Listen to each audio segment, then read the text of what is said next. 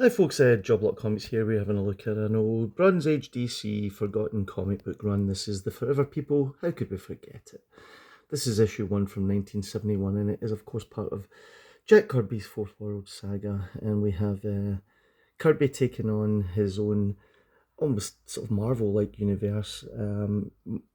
Kirby being very much a proponent of science fiction and titles such as The New Gods, Commandy, Mr. Miracle, Forever People, even to a certain extent Jimmy Olsen, where he kind of found his feet at DC, all became a sort of universe in its own right. And here he is at issue 1 of Forever People, and Superman obviously playing a major role in this title. Just for the first issue, probably just to make sure people realise this is still a DC comic book, and yeah, it does take place in the DC universe. We start off with the boom tube here, and of course we get a stunning 2-page Jack Kirby spread, as he was known for back in the day here. This is the Forever People in Search of a Dream. So it's edited, written and drawn by Jack. Vinnie Coletta doing the inks. Superman, the immortal Superman, even more so, playing a part in this, just so everybody, picking this up would know, yeah, this is definitely a DC based book. Oddly enough, introducing these characters, and it does come from a strange perspective. It's hard for us looking at this now to understand the time and the climate of 1971 in the US. But oh, there he is. There's Darkseid. But it is very much of its time, and even Superman here having a bit of an existential crisis. He meets a boxer here as Clark doing a report on it, and this boxer says, well, there's no point me being a good boxer because Superman could beat us all up. It gives Clark sort of, a moment of pondering where he thinks, did they secretly resent him, fear him, hate him? And it's funny that Jack has Clark talking about Superman as if he is a separate entity from him.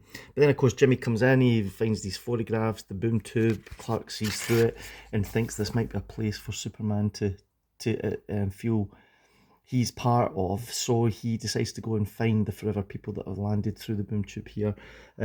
You can't tell me that is not a Kurt Swan Superman right there. Here's Darkseid doing his thing. So it leads to a bit of a run around with Superman and the Forever People and various different aliens. By the end of it, Superman, who thinks that he would find a home apart from Earth in Supertown, wants to go through the boom tube and experience that.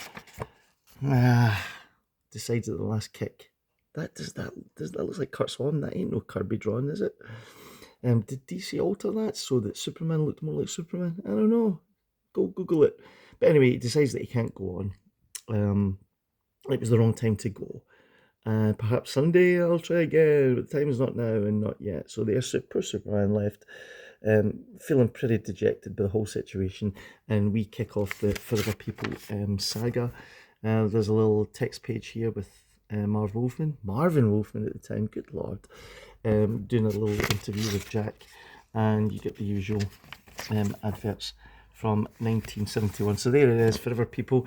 Later, Jack would go back to Marvel and he would create Eternals, which I always felt was his way of thinking, right, okay, I didn't get to finish my Fourth World stuff at DC, I'll do it at Marvel. It didn't really work out, and we saw how the movie ended up, and we saw how Jack was, sort of shafted by pretty much both companies at this point. You can do your own research and get the full story on that. In the meantime, I hope you did enjoy looking at that. For me, I love these issues. They are very much of their time, and Jack very much rebelling against the mainstream way before Image even thought about doing it. But, did it from the inside out, didn't really work out. Anyway, hope you enjoyed that. If you did, please subscribe to the channel. I could use the subscriptions. I'll see you all in the next one.